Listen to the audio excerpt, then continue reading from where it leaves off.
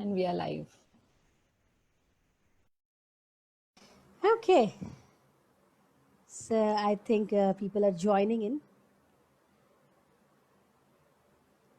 We will start in a minute.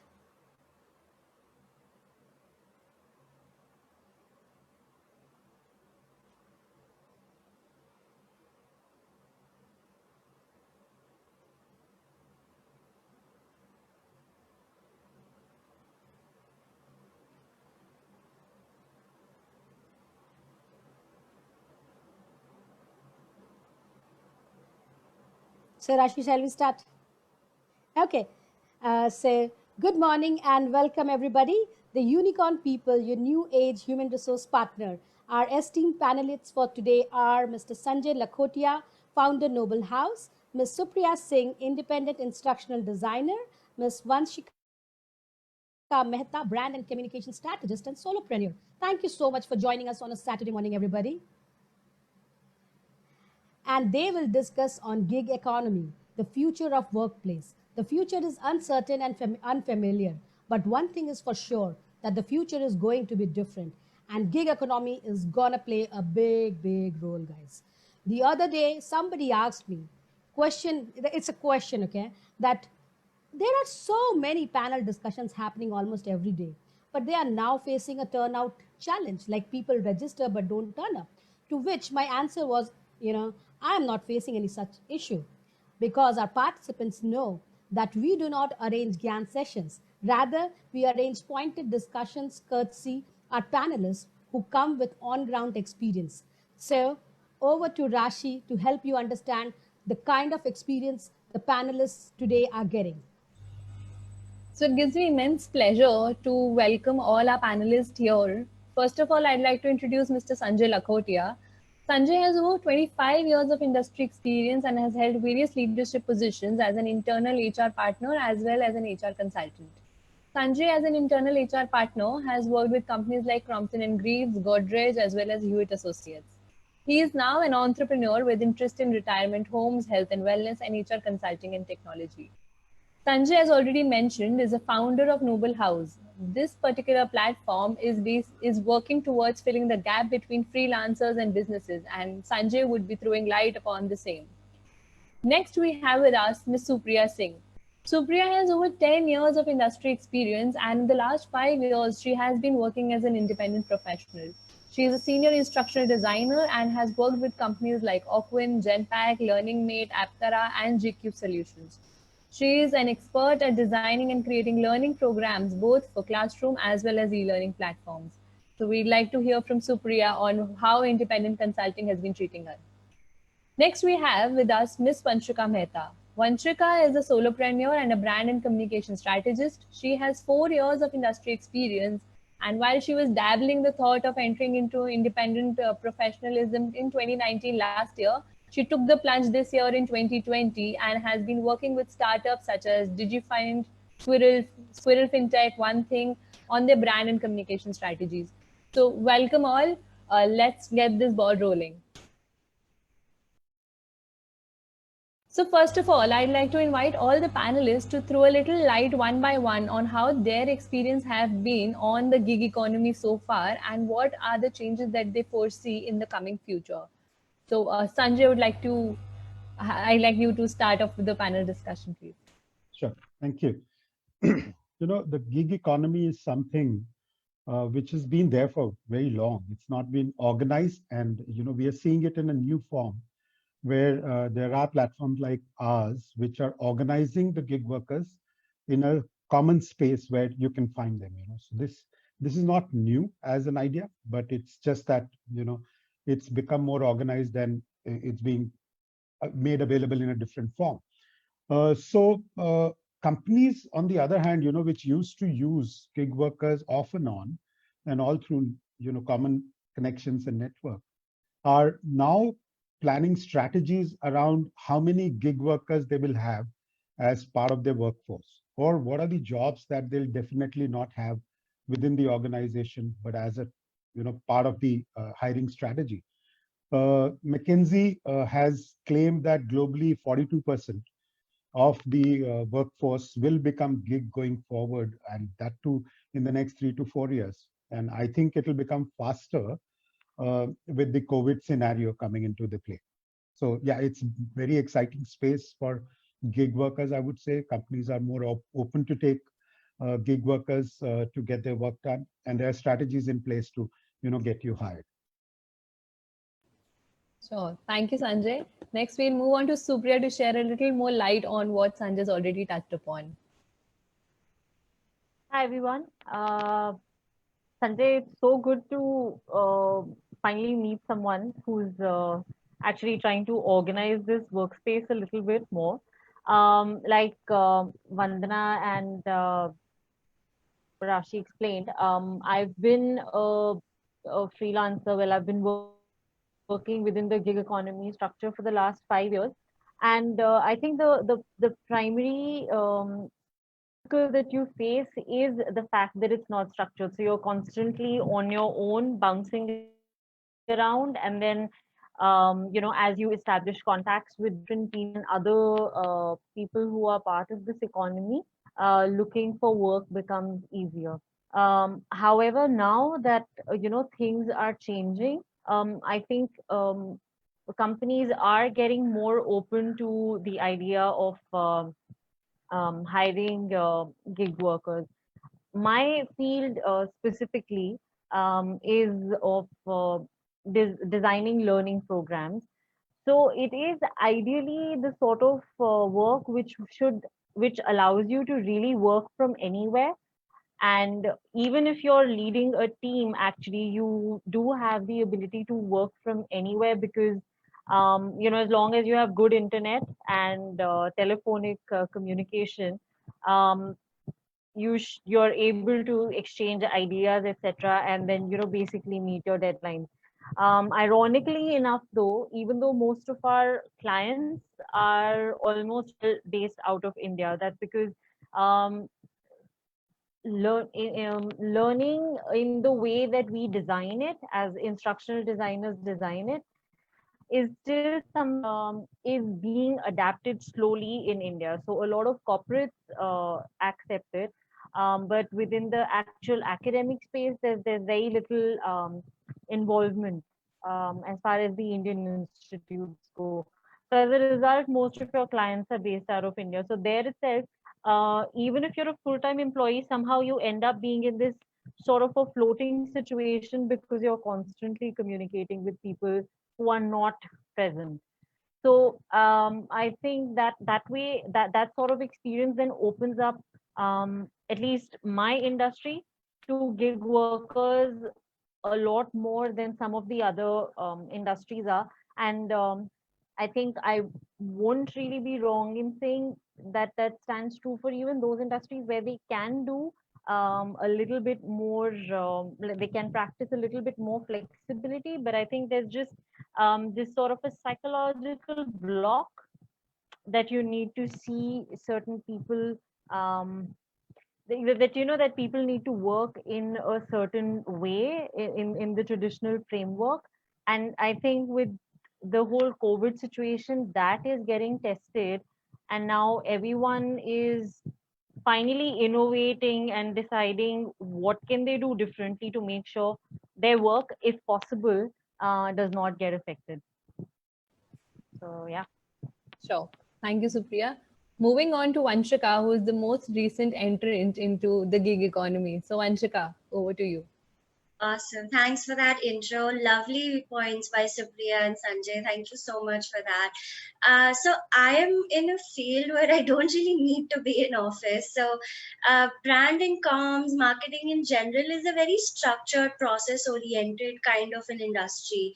So like, A happens, B happens, C happens. So like, you don't really need to be in office. The good thing is that I've actually worked a little bit in the US while I was there after I graduated, and then I moved here. And the US had culture already had these work from home things in place, like, you get your own laptop which is encrypted, you get passcodes, you have all of these processes in place. So they were much better adjusted to the COVID situation. And when I moved to India and like I started working, so I worked from 2018 April till November 2019. And work from home is always a very touchy, sensitive topic, because they're like, why aren't you at office? And I'm like, I really don't need to be at office. Why am I at office 8 hours a day? And so I'm in that field where I really don't need to be, which is a beautiful thing.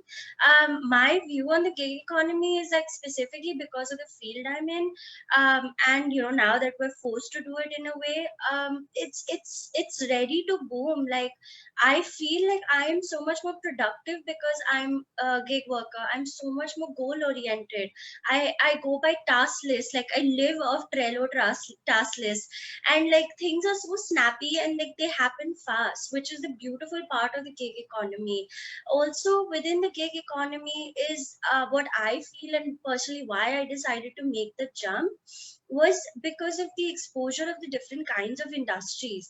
Like, I was getting boxed up into, this company does this company does this, but now I'm working across such a wide range of products. I'm working with like a tech company, I'm working with insurance, I'm working with fintech, I'm working with like X number of like different kinds of products and projects. And I think it's beautiful because you have the ability to pick what you want to work on. And that being said, gig economy also helps you find yourself. Like, I didn't know I was talented or skilled in storytelling and comms as much as when I had to make the shift. And then I was like, oh wow, like, this is something I really love. And it happened after I made the shift, because when I was in the workforce, I was in marketing and brand and comms, and storytelling never stuck out to me as much. But now I've branded myself as that, and people love it. I take sessions on storytelling, and it's become such a beautiful thing because I'm doing work, I'm also doing things that I'm passionate about, and I have the flexibility to decide what I want to do when. So it is literally the best of both worlds for me. So thanks, Vanchika. Thanks for bringing in the point that the US economy was a little ahead of us when we say of a work from home culture, or the flexibility of having gig workers on board. So I'd like to shift to Sanjay back here. Sanjay, with your experience having worked across India and the Asia Pacific with some biggies in the market, how do you think, were they earlier open to the concept of work from home or gig economy as an industry in India, and how do you think you will be making that shift? See, work from home is a difficult subject. Companies definitely are struggling to find a way to make it work still. It's not an easy transition that I see. But yes, suddenly in 3 days post the lockdown, everybody has become comfortable with it, right? So in India and in Asia Pacific, I've been working from home a lot always, for the last 20 years, because I used to handle the Asia Pacific region sitting out of Gurgaon. So there was no way for me to be sitting in every location. So I look after 11 countries from here, interact with global, teams which were working from home all the time. So I don't think it's a new concept. It's just that some industries were more friendly towards it, and some jobs were more friendly towards it. There are issues around data security that stops companies from exploring this possibility of allowing people to be working from home. Companies are creating tools and methodologies to be able to counter some of the challenges of working from home. And of course, there are tools available now which are very, very efficient. The one that we are using right now, similar tools everybody's created, task list based tools like Vanchika mentioned, which help you manage project tasks across multiple people sitting across different locations. These are things which have all been done. IT industry has been working like that for such a long period of time. It's not, again, a new concept for us. But yes, I see going forward, this becoming more prominent in terms of a way of working. Companies have become more comfortable with this idea. And hopefully we'll see a lot many jobs going off the regular 9 to 5 in office kind of environment, and moving to any location that they want to work So while we have talked about the work from home, just for the benefit of all the participants, gig economy is a little different from just work from home. Work from home, you can be a full-time employee and still work from home as per the company policies. But when we talk about gig economy, particularly, it is more project-based work. So we will now be shifting our discussion from the work from home for while everyone has understood the comfort that companies are slowly getting towards remote workers with their full-time employees. Let's move on to understand how gig working can be the next big thing. When we say gig working, it's about freelancers, independent consultants, and short-time project workers.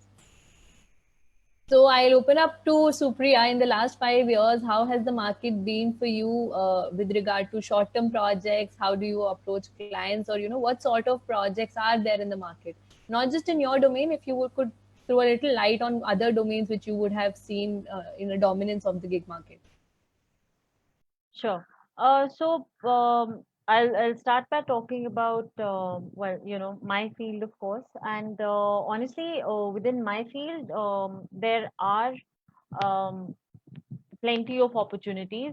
What you see very often is that companies don't really hire enough number of people, because the number of people they would need vary from project to project. So let's say they'll have a permanent team of about 20 people, and then based on the kind of project they take up, they might end up hiring additional people. So that's how it usually works. um, what this really does is it gives me the liberty to keep moving um, between different sort of projects, and that's really good because like one of our panelists mentioned, you don't get boxed into one field. And what that does is that really gives you much more experience and makes you more of an expert than someone, let's say, who's working with Deloitte's learning department, for instance, because they would only be working with um, their corporate programs, right? Because they're not really a learning company. Vis-a-vis, in this field, you predominantly have projects which work in the school academic space, then you have the higher education space, which is colleges and universities, and then you have the corporate space. And not every company works with every field, but as a gig worker, you get to skip from one project to another, and therefore dabble in every sort of project and gain very meaningful experience. So I have actually been in a short time been able to work with some very prominent names, which would not have been the case if I had been only with one company. And because every client also has different requirements. So based on the sort of money they are willing to put into some sort of learning program that they're developing, your strategy also changes. So for instance, we've all been through those online learning programs where you're simply clicking next and you're moving from one screen to the other and wondering, so why does this have to be online at all? So something as drab as that, because maybe their budget was really small, vis-a-vis something that's very engaging, might even be game based, where you're actually playing a game and learning, because that's the sort of budget that the client has. So it really opens up the market for you, and in the end it ends up making you more of an expert. So that way, gig economy has really worked for me very well. In other aspects, I think, um, like Sanjay said, this isn't a new concept, yes, but I think the reason you also see it more in, let's say, in America than in India is because I personally feel, and because I've faced this, I mean, this isn't really a personal opinion per se, but you see it enough and then you surmise it, that people in India do have control issues. They want you to constantly be present. If you're not present in front of them, your immediate psychological response is घर पे बैठ के पता नहीं क्या कर रहे हैं, and that's in spite of the fact that you're meeting deadlines. I mean, strangely enough, I think 2 days back, a very prominent CEO actually said that he had taken some of his calls in a lungi. He laughed about it on Twitter, And then he himself said, I think a workplace is required because, that sort of gives you a more structured environment, and it keeps you motivated, which honestly for me is not something I agree with, because I think, as long as you do have your work cut out, you do have your schedule cut out, it's like working. In fact, you're just trimming up with time, you would otherwise end up spending on traveling and all those other little bits and pieces. So I don't know. I think that that's one of the reasons why both work from home and gig economy, because they sort of do go hand in hand. Because a lot of freelancers end up not working from the hiring company itself. I think that that's been a big barrier. And what happened with the COVID situation is, even companies as big as Amex. I have a cousin who's working with Amex. Now, in America, they might have been very well, set up to deal with work from home situations. However, over here, as soon as it comes to the offshore country, companies don't really have that same sort of, attitude, sadly enough. So what happened was, while they were equipping their teams onshore to work from home, the offshore teams were ill-equipped. And then suddenly, with the lockdown being announced, they had to ask people to take complete desktops because they didn't have laptops for their team members. So I guess what I'm trying to say is that our bigger barrier is, even when we can make it happen, we don't want to make it happen, and now we're being forced to. So hopefully we'll see we'll see a gradual change in understanding that, just because somebody is not a is a gig worker doesn't mean that they are not as invested as a full-time employee. Thank you, Supriya. That was amazing, and thank you for clearly bringing out the mindset issue, because that is one of the biggest barrier as I see in my 1.5 years. I'm not as I would say tenured like you when it comes to the gig working economy. I am just 1.5 years old in the system. So that is one of the biggest mindset. Okay, and wherein it was more of a mindset issue, because one of my CEOs, when I was actually launching a work from home policy for one of the, again, a big name in the US healthcare industry, the first question my CEO asked me, like, there are only two things: either you work from home or you don't work. Sorry, either you work from office or you don't work. What is work from home? I really don't understand. Or, I said, oh, you gave me that project. I ended up saying that you gave me that project and I worked on a Saturday. You remember? I worked from home. So yes, sir. For both gig working, work from home, remote working, I think the biggest challenge that we have is the mindset issue, apart from the technical factor, as Sanjay rightly brought in. And even though the encrypted key, as Vanshika mentioned, encryptions and everything has been in place for, like, I think I have been using it since 2008. Okay, I am always on this Remax log token, and I have a laptop. But when it comes to asking for work from home, it felt like a crime. Asking, it was as good as asking for a leave. So even though you were not well, so that kind of a scenario. So Vanshika is there. Yeah, she's there, she's there. Okay, okay. Yeah. Vanchika, I would like you to please talk a little more about your experience as to when you have been trying to get work in the last, January 2020 onwards in Indian market. How has it been? Yeah. Interesting question. So, obviously, I started out with the basic stuff of, like, whatever content comms people do. And they always, there was this thing where it was like, okay, you're working from home, but can you come and meet us once a week? Or can you come and meet us once a month? And I was like, why do I need, like, I mean, I had clients in Gurgaon, but I was like, I don't know why I need to meet you. Like, I don't understand the logic. But most of my clients like to somehow do that first face-to-face interaction, and I was like, so we have Zoom, and we have tools to not be face-to-face but still be there.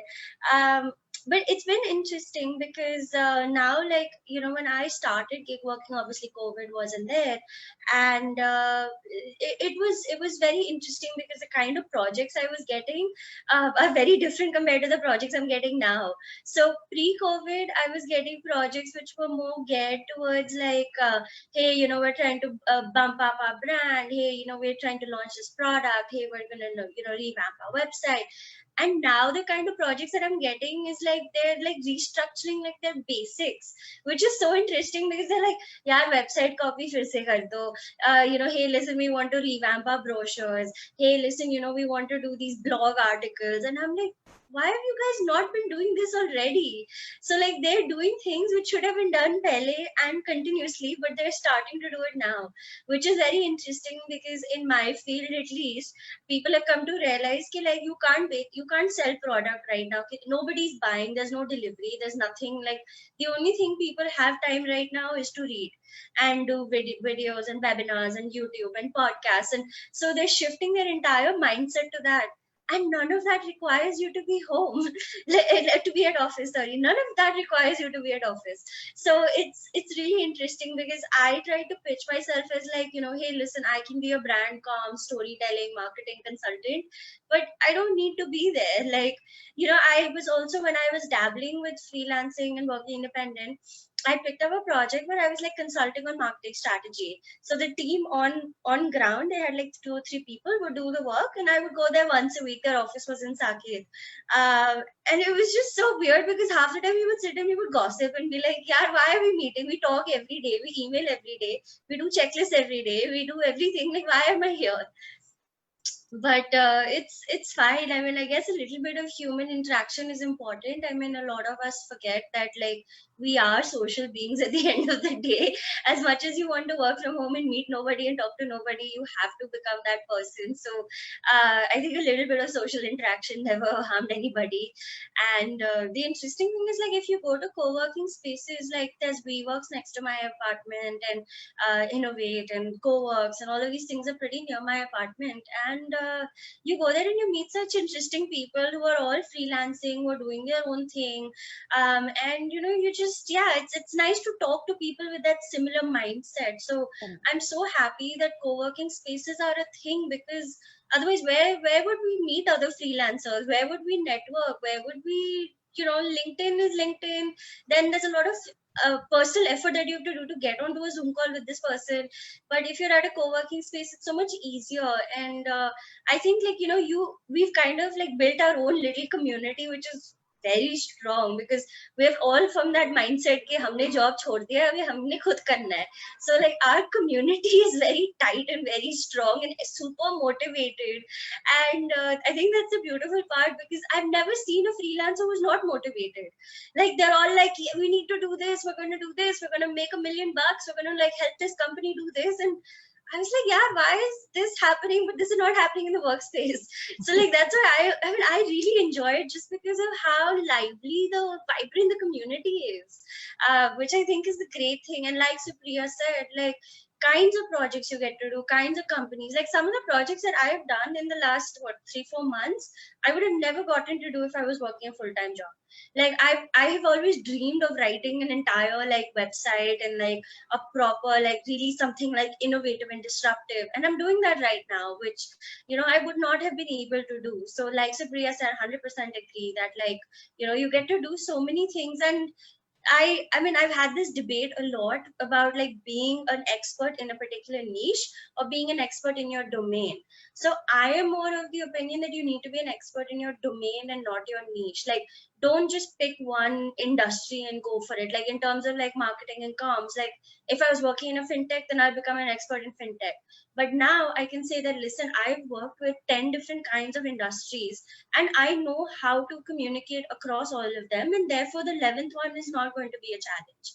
So I think I'm more of that angle, like be a domain expert, but you don't have to be a niche or a industry specific expert, which is why gig working is also a better option if you're trying to become this and not this. So thanks. Again, amazing angle. Totally right. It is very, very important to have that cup of chai I think so. Until we have that one cup of chai with our freelancers, vendors, you don't really gel. And I will move ahead to Sanjay. Sanjay, I need your expert opinion as to what do you think are some of the gig opportunities which are prevalent in the market today, and in the recent future, something new which gonna come up. Sure. One of the things which is very important for all gig workers to understand is that right now, what we are going to get work for is specific skills. Okay, so skills that companies do not have internally. And at different points in time, those skills will be very, very different. So today, there are some skills which are more prominent and required by the industry and not enough available resources.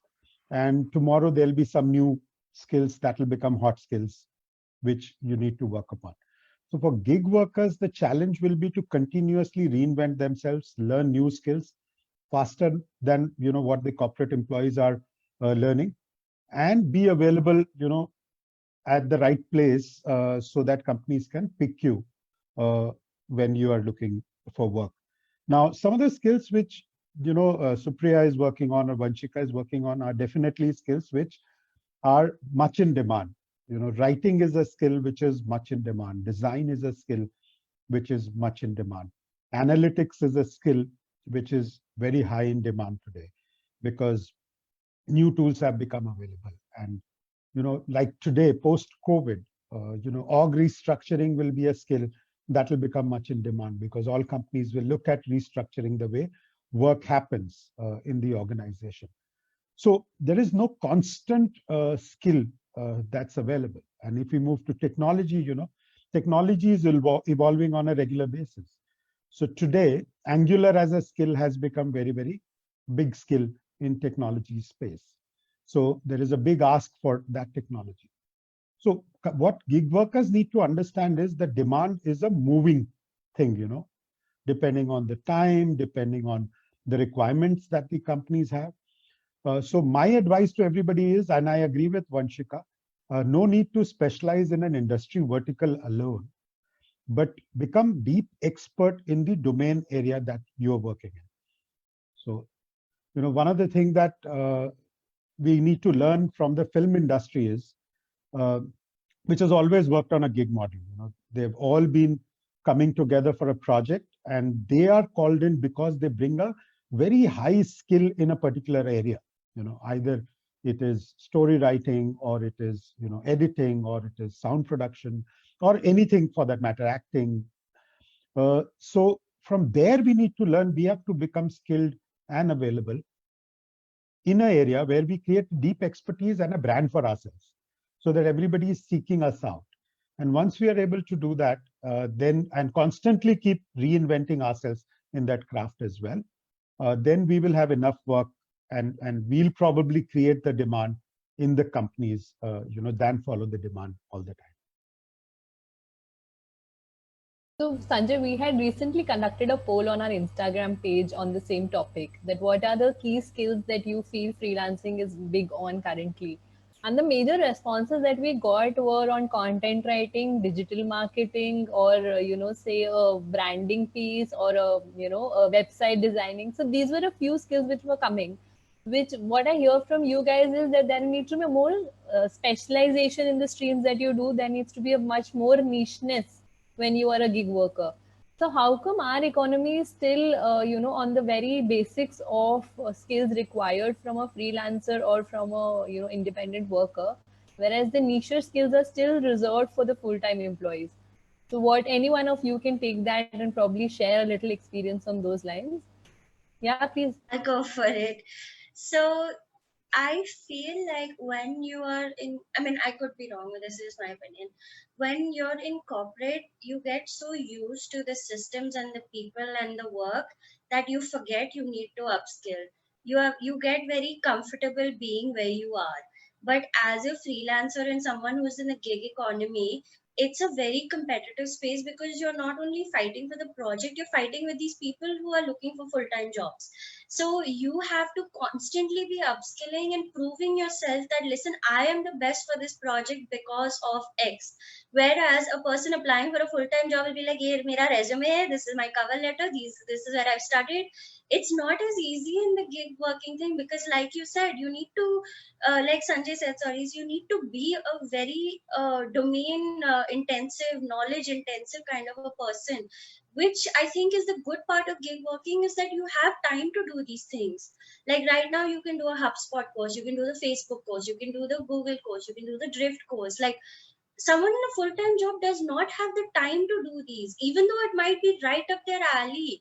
So for example, like Drift has a conversational marketing certification, which is a very new field in marketing, which is basically chatbot comms.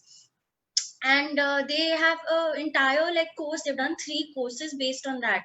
A person who's working in a chatbot industry and as a content writer will be like, meko kya karna hai isse? But if I go in as a freelancer and I say like, listen, I am certified by like the company that has started conversational marketing, why would you not hire me? So there's that debate of like upskilling, having the time, and not being comfortable where you are, because you know that everything that you spend time in investing in yourself will lead to a higher reward.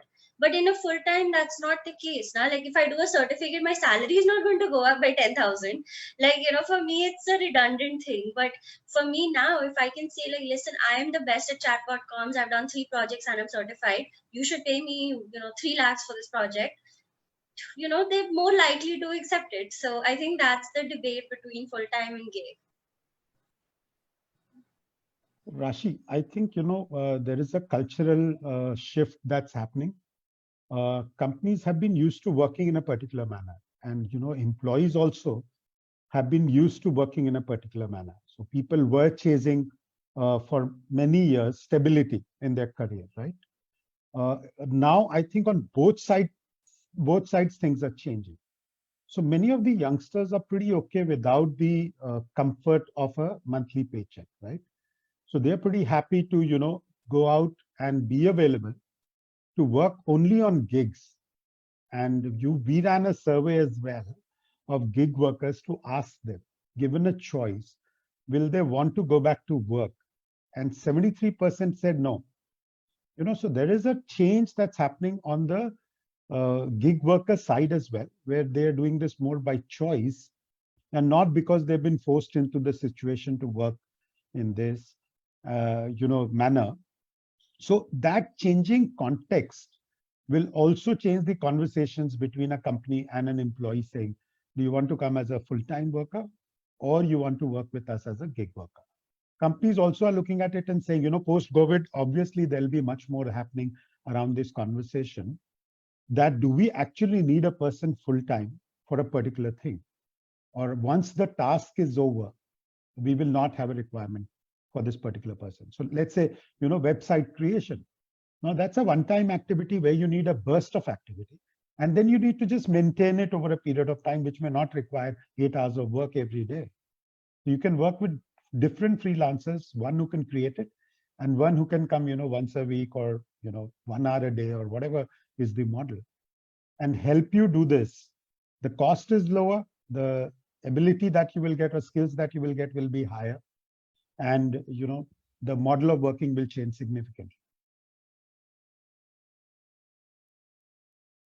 Plus, I would like to add in something which Vanshika also told, wherein the commitment piece comes into picture, wherein it is more treated like a project, and that is my performance. It's going to talk only about my, like a corporate employee may not be motivated enough to probably take up another course after course. Either they have time issues or they have motivation issues. Okay. However, and when it comes to internal employees developing a website also, everybody has seen like it is gonna take, it will never get over within the projected timelines. That's how a thing like website development is. However, if you hire a freelancer from outside the marketplace, the commitment is totally different. That is what I have seen. So I also hear you, Sanjay, saying that the cost impact is also something that the companies would be looking at, especially in the COVID situation. We are hearing a lot of bad news around where there are employees being furloughed, or, people have now sort of realized that they probably had a little more manpower than they should have had initially. And probably the gig working model will be helpful for a lot of organizations out there to relook at their manpower model. What are the roles that they need a temporary employment for? What are the roles that they need a full time employment for? And that could be the change in the future. And definitely the piece that you talked about, the generational change that has come up now. The Gen Y is more towards working for what they actually like doing, passionate work. We are okay with, working for 6 months, going on a holiday for the next 6 months, picking jobs that, whatever we like at that moment. So we are getting a few questions in the chat box saying what are the challenges which are there. So we have another 15-20 minutes on this conversation. So if we can touch a little on the challenges which are there in this gig economy, and probably a little if you can share on how we can overcome them. So any one of you can start on that. Some of the challenges, we ran a survey again on people who are working from home in the post-COVID times. And the maximum challenge people say they face is connectivity. Stability of your internet connection is one of the biggest challenge we face in our country, right?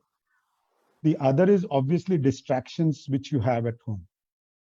So those, are difficult ones to handle because some people have little children at home. Your family members want attention. There are other distractions to keep you occupied. So those are the other ones that people have to overcome when they are, working from home.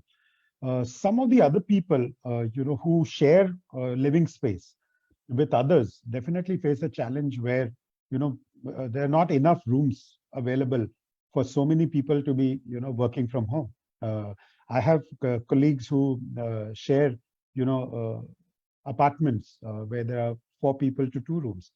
Now, how do you, be on conference calls for everybody working from home? It's a big challenge to overcome. Obviously, there are many things that people are trying to do.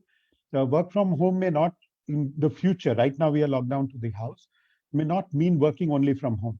So you will already see a lot of people working out of coffee shops, a lot of people working out of restaurants which don't operate in the afternoon. So there are various ways to, working out of office is what I will say is what is going to become the norm.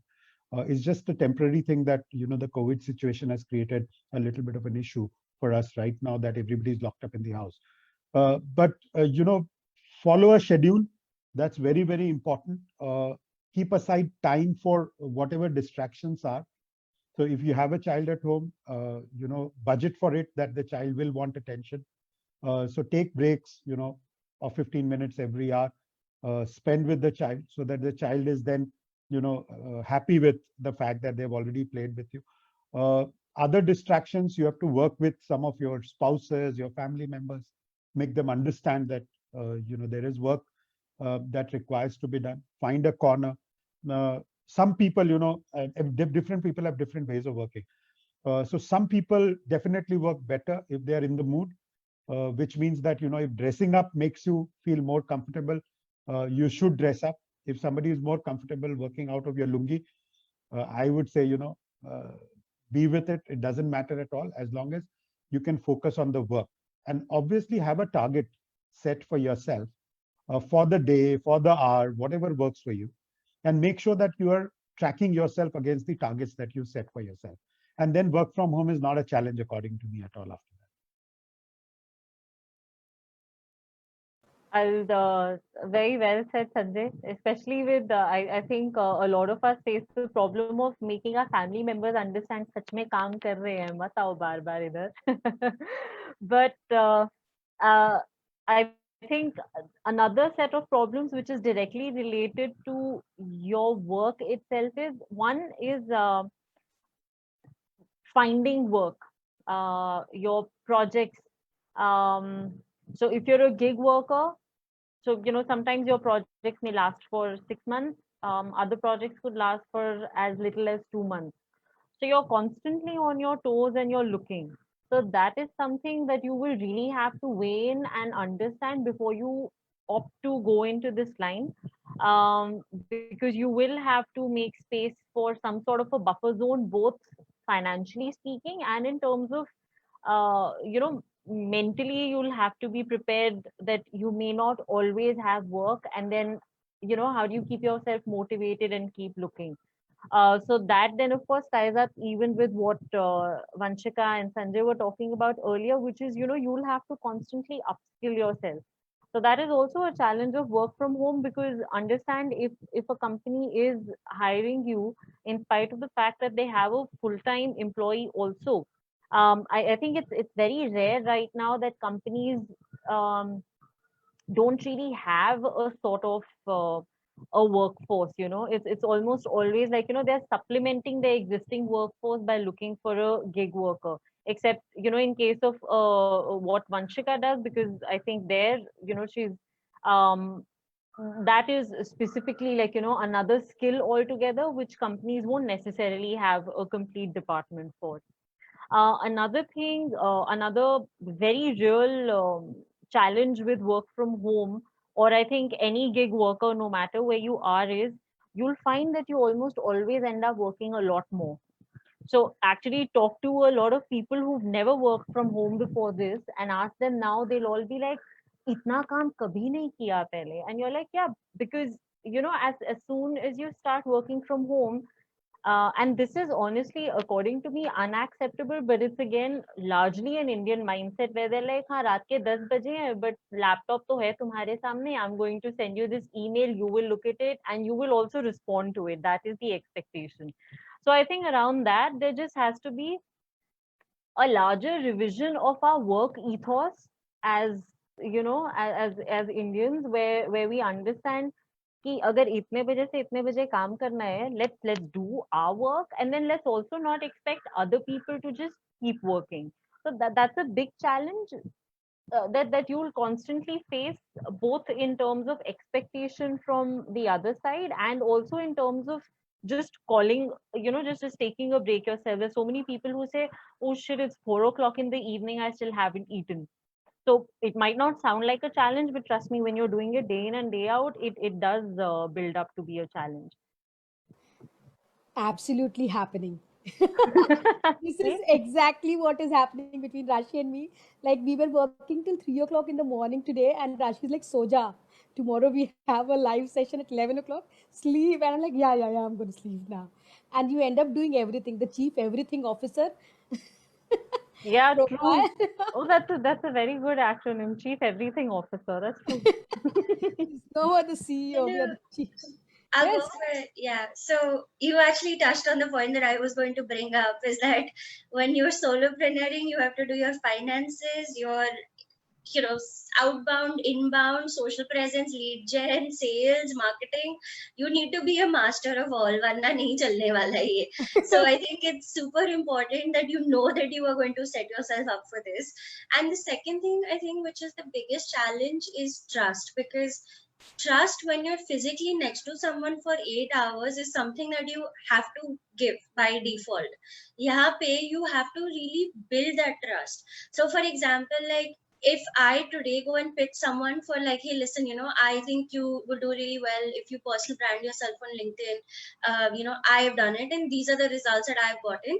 There's a much higher chance that they'll believe me. If I went in and I said कि मेरे पास 5,000 followers हैं LinkedIn पे, trust me, I'll do your personal brand. वो लोग बोलेंगे तुम कौन हो? So I think you need to constantly be thinking about what can I do to build that trust with my potential customer. So for example, like, I just started, so I've been on LinkedIn for the last 3-4 years, and now I've started doing Instagram as like a part of the business. So like, I've handled, it's not like I've not done it. I've done it for like companies and wherever I was working, but now I'm going to take it up as a separate niche. Like, listen, if you want me to manage your social presence, here is my social presence, so now you should trust me. So trust is a very intangible thing, and with gig it's a very thin line, because like, how do you trust someone you've never met, maybe? And then, like, how do you, the next point that I was going to talk about was money. Money is a big problem in the gig economy. Like, as much as people don't like to talk about money, I bring up money every time, being like, this is the biggest challenge. uh, how do you do your payment scheduling? How do you ensure your client pays? What do you do if your client doesn't pay? I have clients that start off with a project, halfway decide to do something else and be like, paise kyun do? Like, you have to think about all of this, because even if the project budget is 10 lakhs, are you going to get the 10 lakhs or not is a different question. And therefore, like, I come from that opinion, ki don't count your chickens till they hatch. Like, I don't count any income till it's physically in my bank account and I get that message कि अगर ये project खत्म हुआ है, इतने पैसे मेरे bank account में आने चाहिए, then I calculate it. So you really have to be prepared and mentally be aware that you might sign this 10 lakh project, but that 10 lakhs may not materialize. And also another thing which we talked about is expectations with the family. I would just like to add, and this came up with a conversation with one of my friends, is that now we are invading their space. Like, it's not like they're invading our space, we are invading their space. Like, the bachas are used to being home when they're not used to having us around. So like now it's like we have to adjust to them rather than them adjusting to us. So if you turn it around and think of it that way, you could go into the conversation with a little bit of an open mind, more mindset, I think. And the last thing that I want to say is in regards to freelance and gig, you never know where your next project is going to come from. It could come from Upwork, it could come from LinkedIn, it could come from Instagram, it could come from word of mouth. So you need to really think of you need to think of your gig working, and I even talked about this earlier, as a community thing. Because like for me, like, because I'm in content and comms, I can work with a designer who's building websites, I can work with an ad agency who's trying to do collaterals, I can work with a PR agency, I can work with new startups to build their brand or position their brand. So I need to think of it as a community, and community is not something that comes up in one day or in a month. Community is something that you really have to invest in, and I feel like I learned the lesson of how important community is very early. And I would highly suggest that if you're thinking of freelancing or gig working, think of your business as everybody that's around you, because you never know where business can come from. Like for me, for example, what's been working is my LinkedIn, because I'm very active, I have a very strong community on LinkedIn. Word of mouth, referrals, like like I said, like designers give me website projects, so there's all this back and forth. So you have to constantly keep thinking ki, like, where can I fit myself in ki ye pura puzzle will fit together and become a beautiful piece. So I think that's the challenge with it. Like, it's there's no constant. I can't tell you that 100% of your leads will come on LinkedIn. You can hire a LinkedIn personal branding expert and who can say who will bring you 10,000 leads, but is that a reality or not? That is something for you to kind of figure out. So take it with a pinch of salt. And I think that's all that I had to say regarding this. Actually, that was our next question, Vanshika. We had someone in the chat asking us that question, that where is it that we can get freelancing projects? Also, why I think this questions, we have a few questions on Facebook which are around job security given the COVID situation, what are the job market being, but we'll restrict our questions to the current topic, and we'll be answering on where is it that students or young professionals or people probably at our age where they have retired and still want to work, where is it that they can find the projects for their niche? One of the things that one should do is there are a lot of these websites that have come up, like ours as well, so get yourself registered, find out which is the one that works for your kind of work, because different aggregators have different kind of projects, which are coming in there just by virtue of the network that they've created. So get yourself definitely registered on some of these platforms so that you can see what kind of projects are available and bid for those. Second, of course, what Vanshika said, the network is very, very important. So have a network of people with whom you can work. It's going to be very important in helping each other find work going forward. The third very important thing is, now, if you want to market yourself to a bigger audience, have a very good, strong social profile. So a lot of people will come to you using your social profile. And if you don't have a good presence, it's always useful now to get that up and running and make sure that you have positive interactions using the social profile. So that's going to be another very important aspect that you'll have to work on. And the fourth is, of course, do good work. So the more good work you do, the more, word of mouth you'll start getting. So just, whenever you can deliver just top quality work.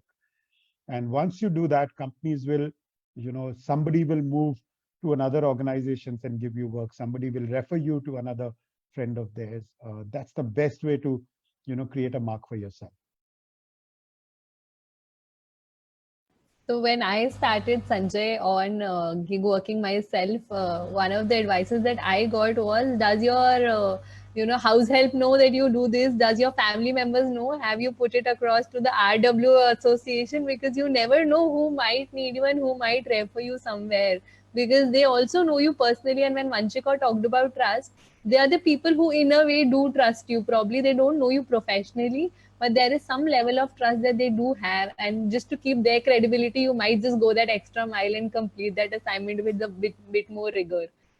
So yeah, and did Sanjay did talk about a few portals which are there, Noble House being one, which is there, which is bridging the gap. Then there are platforms like Freelancer, Upwork, Truelancer, and many more. If you, I think, type it on Google, etc., you will get a humongous list. But then again, finding your niche. One question we are getting on Facebook, Sanjay, I would like to direct that to you. Is yes, Vanchika, you have something to Can I? add? Yeah, yeah. Yes, I just want to add a quick two sentences about the social part of it.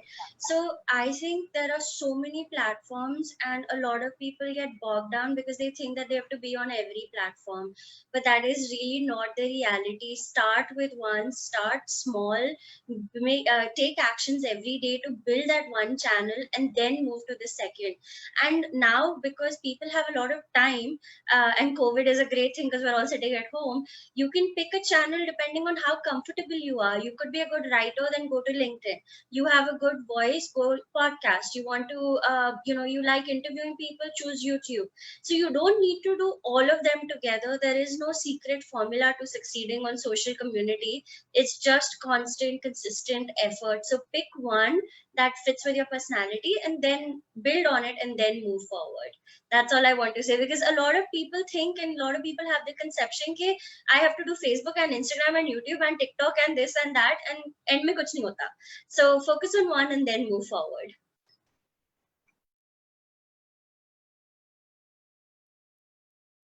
V- Very valid point, and I have one very important question. While when I was trying to do some freelancing assignment, I and this was when I was working as a corporate employee. I wanted to take up some freelancing project, get an understanding of how the freelance work actually, the world works actually. So I went to freelancer.com and I went to Upwork, and believe me, understanding that portal was very difficult for me. Okay, because there is a lot of bidding which happens, and I'm not used to this, and that's not, and I literally struggled and I gave up. So I think one thing which I found very easy was on Noble House, and I'm not just pitching for the heck of it because Sanjay is here, but because I'm very thankful it is as user friendly as the Naukri portal is. You know, like a person who doesn't know how to bid and doesn't understand, because the freelancer.com and the Upwork is so full of all digital marketing and website development and technology and IT gigs, that there is no opportunity to see an HR world. And Sanjay came up with this idea of, how did you actually come up? I'm just sorry, I'm just bringing this personal edge to it, but it is very important. In India, wherein we are still struggling to establish work from home, you are trying to establish a platform for gig workers. So that's like a way ahead of the lead. So, it just came out of the conversations we were happening. We get a lot of people who are coming to us who are friends uh, who did not want to be in a 9 to 5 job. And it just so happens that we got a deluge of people, coming to the office and asking Sumer, who's my partner, and I, we want to be on our own, don't want to do this 9 to 5 thing, but we are not able to find work. What do we do? Uh, and the on the other side, corporates also coming to us and saying, consulting has become so expensive. We are not getting the kind of things that we want. Can we get good quality people come in and work with us for 2 months, 3 months? And some of this happened within 2 months, we got a lot of people coming to us. And that's where Sumer and I discussed, and we thought, it was a good time where a lot of people were looking to freelance and a lot of companies which were looking to hire freelancers. And it has begun. And we were watching the trend globally and seeing that a lot more work was moving to freelancers. And that's how we thought we will start with HR, which was a field that was known to us. So we created the thinknoblehouse.com platform, predominantly focused first for only HR kind of, gigs. And now we've expanded to other functions as well, which we started in February, just before the lockdown happened. So once we go back to normal work, we will see a lot of projects rolling in from our existing clients for other functions as well. So, please, if you're looking for work, get your profile created on the platform, and hopefully we'll be able to find you some good, interesting, challenging work. Supriya, I would like to ask a question to you over here. That you are not on many social networks. So how do you find your freelance jobs? This is also very important. Not everybody is on social media, but she is still getting it, and I want to really know that story. So, yes, Vandana is right. I've actually been scolded by her many times for not having a LinkedIn profile. I just, it's one of those platforms where you go to, you start entering information, you're like, ये बहुत भरना पड़ेगा, इसको छोड़ दो. So that's one of the primary reasons why I don't have a social platform. But I think both Vanshika and Sanjay have made valid points here. Like Sanjay said, when you're working, work like to the best of your ability, deliver better than any full-time employee can. And trust me, we are 1,000 times more motivated than a full-time employee. A full-time employee will come to work, they'll spend the first 1 hour just settling in at work. They'll go to the washroom, get themselves a coffee, check their phone, say hi, hello to everyone, then start. When you start work, you sit in front of your laptop and you immediately start. Okay. And that may not become apparent to the person whom you're reporting to, but somewhere it gets conveyed in the quality of work that you deliver. So that is very important. And then, of course, networking, like Vanshika said. And honestly, I think if your work speaks for itself, then networking itself becomes easy. For one thing, people remember you and they reach out to you actively anytime they have need for people. And at the end of the day, it is a small world. So even though we have a lot of companies, understand that, for instance, let's look at HR. Okay, every company has an HR department, but there's so many forums where different, where HR people from different companies end up coming together.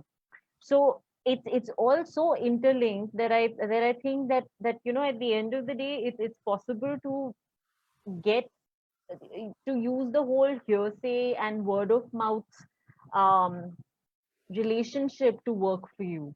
So, well, of course, in that case, you will also have to actively maintain some sort of a relationship. There have been times when I've reached out to people whom I previously worked for. If I find that I'm coming to the end of a project, I don't have something else to look forward to, then I will reach out to somebody whom I worked with previously and ask them, if they are looking for someone. So that is there, but mostly I have been lucky enough to get that referral because my work has sort of spoken for itself. That's good. So yeah. Wonderful, wonderful. And that is something that is, as all of the panel members have already told, your quality speaks for itself. Like पहले ज़माने में doctor का reference से ही काम चल जाता था. Exactly.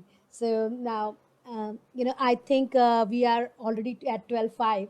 And we have one question, Vandana. I would like to interrupt. This is a very pertinent question coming in for first-time freelancers.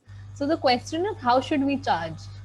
I think when Vandana was talking about the whole bidding process which happens, and I think that's the challenge as an employee. You know कि market में ये CTC चल रहा है, my peers are getting that, but as a freelancer, yes, Vanshika wants to talk about this as a I spent a lot of time trying to figure this answer out. So I'll tell you what I have learned. Yeah. So there are multiple ways of pricing.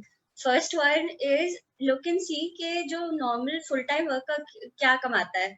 If you calculate that and you see कि इस बंदे को 60,000 मिलता है महीने का ये काम करने के लिए, तो मेरे को कितना मिलना चाहिए. So that is the easy short way. कि पहले you see कि in your domain, in that niche, what is the going rate. Second is talk to people, because I stress a lot about talking to people, because only then you know what ball game you can play within. So like most of the people in my domain in writing start off at 1 rupee a word. That is the wrong pricing model to me. At least I think it's very stupid, because you're charging for words like a, at, there, than, what, I mean, how do you charge for words like that? But anyway, so I would say talk to people, because they'll tell you like what is the going rate. So like in writing, a lot of people say कि चलो 1 रुपए a word. I don't go by that model at all. I started off there obviously because that's what everyone told me, and then I moved to like a, hey, listen, it's going to take me 1 hour to write this. Whether if your thing is 1,000 words but requires a lot of research, then the cost could be 5,000 bucks. If it's 1,000 words with little research, it could be 2,000 bucks. But what I'm doing is I'm taking in the entire cost of time, editing, writing, researching, which do not get covered in that per word model, because that per word model is just created ke 1,000 word likha hai, forget the time you spend reading, writing, researching. Another way that I have found out is to basically ask the client first, okay, how much is your budget? And you will be sometimes surprised, because I have also, like, I always ask this question by default. I never throw out a price. I'm like, so what is your budget? Like, are you willing to pay 50,000? Are you willing to pay 500,000? Like, they'll tell you themselves, and then you can kind of work up or work down. So that is another really great thing. You don't put your price out at all. Then the next one that I've used sometimes is anchoring, which is basically a concept that says, okay, like, acha, so for your kind of project, the last client I worked with, I charged them X. But that X amount, either you can be 100% honest and say that X, but if you are trying to make more money and become a better freelancer and get known for quality, the price, like, there is the price and value thing in our head, is you bump up that price by 20% and say, like, this is what I had done it at. They are not going to check. They don't have the contact of this person. But that's a very nice, easy way to bump up your prices over time, which you should. I think if you start off with 1,000 bucks a blog in 2020, by end of 2020, you should be charging 3,000 bucks for that same blog. So there are many ways to work yourself up there, and pricing is something that is constantly evolving. So once you I do this sometimes, like, acha, for your project, I charged X amount to another client. For you, I can either go up or down depending on whatever they say. So you need to, pricing is a very psychological thing, because if you price too low, then they're just going to be like, acha, chalo, theek hai, like, we'll just load her up with work. If you charge too high, then people will be like, oh, you charge really high. But what that does in their head is tell you, okay, like, how much you are worth. You need to figure that number out for yourself. What is your hourly rate? What is your, people ask me for, like, what is your, like, do you have a pricing list? And I'm like, I'm not a restaurant. Like, every project is different. Like, your website with 20 pages versus a 5 page is very different in pricing. So I would say, think of it as a psychology game. Don't put your price out first. Ask him, what are you willing to pay? And try and use references, because that really helps. Okay, like, if I did this for this client, I charge this much. There are many different ways, and I still haven't figured it out. Sometimes on the call, I'm just like, yeah, like $20 billion. And they're like, acha, theek hai. And I'm like, oh shit, ye kaise ho gaya? Like, I've surprised myself sometimes, because I just throw out such a big number, and I might have not asked, okay, what are you willing to pay? And then they just say yes. So it's a constantly evolving thing. There is no right or wrong formula. You have to really figure it out for yourself. But that starts with figuring out what your hourly rate is, what your minimum of what you'll accept for that project is, and then working your way up, because there's no point in gig working if you're going to charge everyone the same amount for the same kind of work. You're not going to progress. You're not going to make any more money. And part of the reason why people get into gig working is the money aspect. So you have to think of it that way. Okay, like, this year I've made 6 lakhs, next year I need to make 8 lakhs. How do I reach to 8? And so if you have that constantly in your head, you will price accordingly. Wow, thank you so much, Vanshika. That's like real. This is what, I tell to people. When you come to our panel discussions, you get these kind of information. Like nobody in the market is. When I started, I was struggling left, right, and center. I asked freelancers, I asked other HR trainers. I don't know how many people I asked this question. How do I fix a price? Because it is a nightmare job, and people really expect you to do free stuff just because you are freelancing. And believe me, I am totally against doing anything on free. I can't do anything free. I don't come for free. I'm a pricey item on the list. That is what. So I'm just moving ahead to Sanjay. I have one last question, which is again very important. When it comes to gig economy and the current COVID situation, there, as I told earlier, that there are certain industries which cannot go, on, which can't actually be done in a remote working manner, specifically for, specialization like mechanical, metallurgy, these kind of engineering departments which are more into, on the job in the shop, workshop, which is, what do you have to say about them?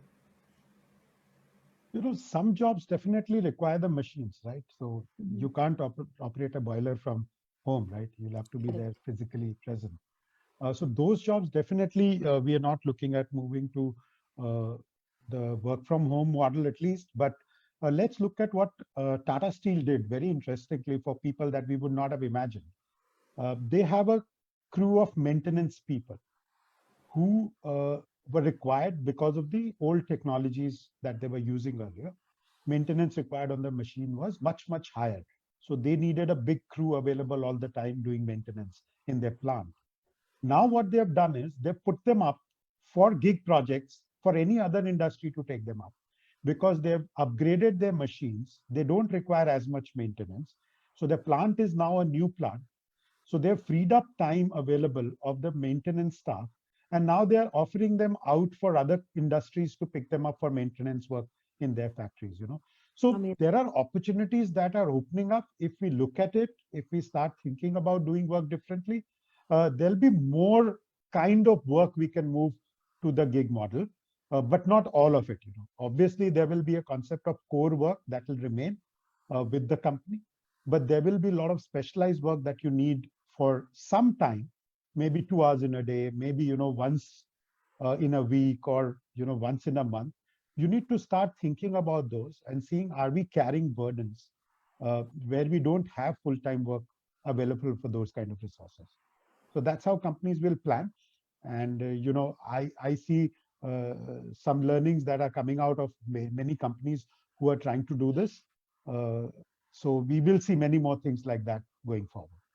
So I one last bit is that, there are, people, these are, this is valid for seasoned employees. What about freshers, who students, because we also have a lot of students listening to you right now, and you are an HR seasoned employed.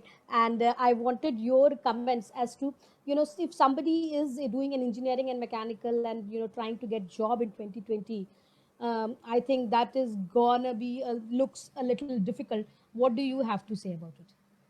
It's a very simple thing. When the situation demands you to take drastic action, you'll have to take those drastic actions. So whatever you've studied, uh, if your companies are not honoring their joining commitments, and if you have learned some skill which has suddenly gone out of requirement, what you need to do is very quickly upskill yourself to find a thing which is in demand today and move to doing that. That's the only advice I can give you. If you studied production engineering and now factories are not hiring that skill, what is the other skill that you're good at, and you can see a demand in the post COVID world and quickly move to that, pick up that skill. uh, One advice I'll give to people who are starting out on the gig model is, it's very important to have a portfolio. So sometimes as an entry strategy, you may even do projects for nothing just to build a portfolio. And trust me, even large companies do it many a times to get a client logo on board. There's no harm in, sometimes on a conscious basis, take a project at a lower price just to build your CV. So pick up what you're getting to build your CV at some, organization.